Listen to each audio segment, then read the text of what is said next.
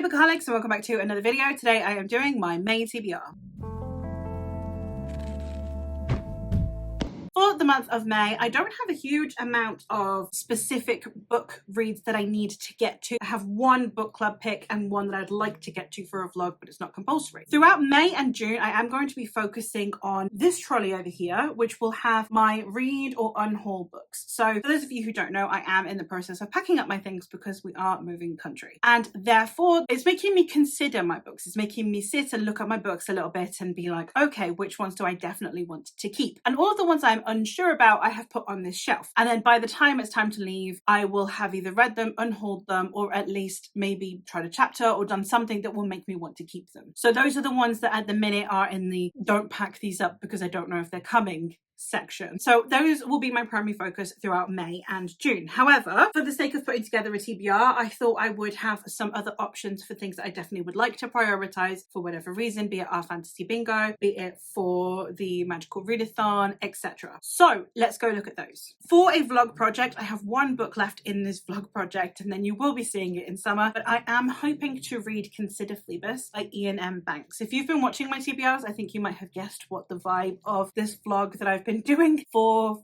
5 months at this point will be, but I'm really excited to try this out. This is the first book in the Culture series, which is a well-loved sci-fi series. Premise of this story is that we have a religious / big space conflict that is happening. We are following a crew who are being sent to go and see the planet of death, which is forbidden to mortals because it's a hive mind, or the planet has a mind of its own. And I think it's going to be a lot of social commentary in here. I don't really understand the synopsis all that much, and I think it's one of those that I just will have a better time if I just dive in. So I know it's like big space opera, military / religious conflict, and that we have this mysterious, possibly sentient planet. I'm very excited to get to it. It is a really long series, so we'll see if I like it, whether or not I would find it worth continuing. It's a staple of the genre, so I think I'll at least come to appreciate it, even if it's not like a new favorite. My book club pick for the month of May, this is the only one that we have as an obligation read for May. Sometimes we have two, but this month we only have the one, and that is The Incandescent by Emily Tesh. This was a book club pick for my friend Rachel over at Rachel Reading Fairy, who I'll leave linked down below. She's already done a discussion on this one, but I couldn't get my hands on the paperback. So when a couple of other people from my Discord said, oh, they couldn't get their hands on paperbacks either, we decided that we would do our one, and then, you know, afterwards we can all go check out Rachel's one. So we can read this together, and then once we finish, we can go read back through all of Rachel's ones. I'm not trying to pilfer Rachel's book club, but I am really excited to get to this one. It sounds amazing. I believe it's British as well. There was mention of the BBC on a page that I randomly opened, but we are following Dr. Walden, the director of magic at Chetwood School. So it is a magic school in England, and we're following the headmistress as she is teaching at the school, keeping the school running. It's her responsibility to keep all of the students safe in this school, but apparently something within this doctor could potentially be dangerous in and of itself. I don't know a huge amount more about it, but it sounds amazing, and dark academia is a genre that I really, really love. Again, this one being British sounds amazing as well, and having it be from the perspective of the head instead of the perspective of a student also sounds really cool. So very excited to get to this one. While I'm on my dark academia ride, I might give Blood Over Brighthaven a try, because this one is on my Our Fantasy Bingo TBR, and it's one of the ones I don't know if it works, so I can't leave it too late, because if this doesn't work, I need to find something else, because I have it for court intrigue and politics. I know that this does have politics in it because it's kind of mentioned. The magic that is discovered in this book is going to change the political landscape, but I don't know if it will count for the hard mode prompt, which is that it's city scale only, or that it's prevalent enough throughout the whole story for it to be considered politics. So until I've finished reading it, I guess I won't know, unless someone in the comments would kindly like to send me in the right direction. It's one of the ones I would need to get out of the way sooner rather than later, in case I do need to pick a different book for this prompt. This is the story of Siona, who is a student at this magical academy. She is the first woman to achieve all of the things that she's achieved. She's the first woman to be able to make it to High Mage. However, her colleagues do not want her. They don't want her to be part of their industry, and therefore they decide that they're going to allocate her the janitor instead of a real assistant, so that then she doesn't do as well. However, the guy that she's been assigned is more than just a janitor. He is from a nomadic hunting tribe that had been harmed or hurt in some way by her people, and they need to work together to see what kind of magic destroyed his people, and also to see the magic unfolds, I suppose. And I think that's where it's going to potentially change the political landscape in some way, shape or form, the magical warfare side of it, I guess. So they're going to have to overcome their biases. He's going to have to overcome the fact she's a woman. She's going to have to overcome the fact that he's foreign. And I think that it's going to have like a really good discussion on that, because Emma Wang is really good at having those really deep conversations. So I'm excited to give this one a try. Another one I would fling on the TBR just because, again, it could work for our fantasy bingo, and it is one that I did pick up new, so I should get to it soon, and that is Apparently Sir Cameron Needs to Die by Greer Stothers. I have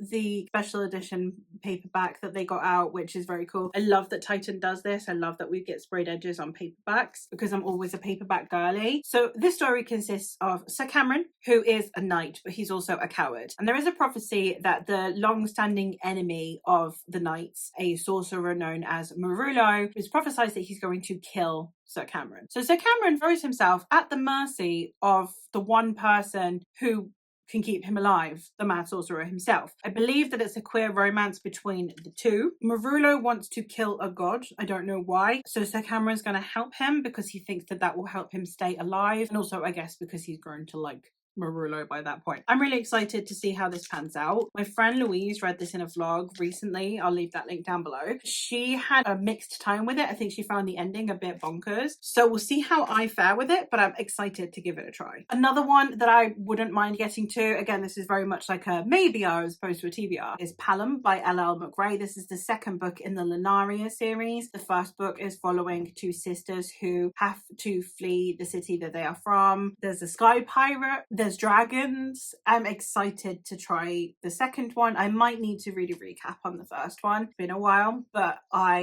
I'm really excited to continue the series. So that one also is an Our Fantasy Bingo book. So hopefully I will be able to get to that soon because, again, Our Fantasy Bingo. I'm excited to get back into reading more L.L. McRae. I read at least one a year for the most part. And the last thing that I've considered doing, whether or not this actually happens, I don't know, is picking one of the 4 duologies that I have on my Our Fantasy Bingo TBR. So I have a lot of duologies planned for Our Fantasy Bingo. So I thought I would go through all of the ones that I have and see if I can binge read one of them. There are 4, as you can see. We have Loki duology. I think this is book 2, actually. I think I picked up the wrong one. I have the Loki duology by Joanne M. Harris, the Alamaxa series by Hadir Elsby, the Mortal Follies by Alexis Hall, and the Blood Trials by N.E. Davenport. So I thought what I would do, since I've got 4 to choose from, instead of picking like an adult, I'm going to roll a 4-sided dice. Whichever number comes up, I will read that series, or at least try and prioritize that series. I can't guarantee I'll read it. So we have, if I get number 1, it'll be the Blood Trials. If I roll a 2, it'll be Mortal Follies. If I roll a 3, it will be the Alamaxa duology. And if I roll a 4, it'll be the Loki duology. So let's see which one I am going to be prioritizing in May, shall we?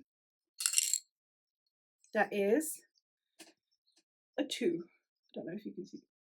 A 2. That means that we are reading Mortal Follies by Alexis Hall. This one is a Regency romance that is queer. I think the first one is Sapphic and the second one is Achillean, and they are both by a queer man, which we don't read very often, and I really want to read more queer books by queer men. Now, this is, I believe, yes, going to be very queer. We are following in 1814, but I don't think it's the real world. I think it's like a fictional world based on the Regency era. I could be wrong, but we are seeing this lady come out into high society for the first time. However, the coming out is hindered by a curse that begins with her dress unmaking itself at the ball of the season and nearly ends with her life in peril. So it says here, surviving the attention of an angry goddess means seeking undesirable allies, and few allies are less desirable than the brooding Lady Georgiana Landrake. She might have murdered her father. She's probably a witch. She's certainly bewitching. And I'm really excited because it's queer and it's Sapphic, and you can't go wrong with Sapphic, can you? Let's be honest. So these plus Palom plus whatever comes out of my Read It or Unhaul It series are the plan for the month. because why not? Again, I can't guarantee I'm going to get to all of these. The Incandescent and Consider Phlebas will probably be my priorities. The four, I was going to say three, but Palom. The other four will just be if and when I can get to them. But yeah, that is it for this TBR. Let me know if you've read any of these and your thoughts on them. Let me know if, based on my interest in these, you have any other recommendations for me. I'd love to know. Which ones do you think I'll actually end up getting to? The Incandescent is the only one I know for certain at this point. But yeah, thank you ever so much for watching, and I will hopefully catch you in another one soon. Bye!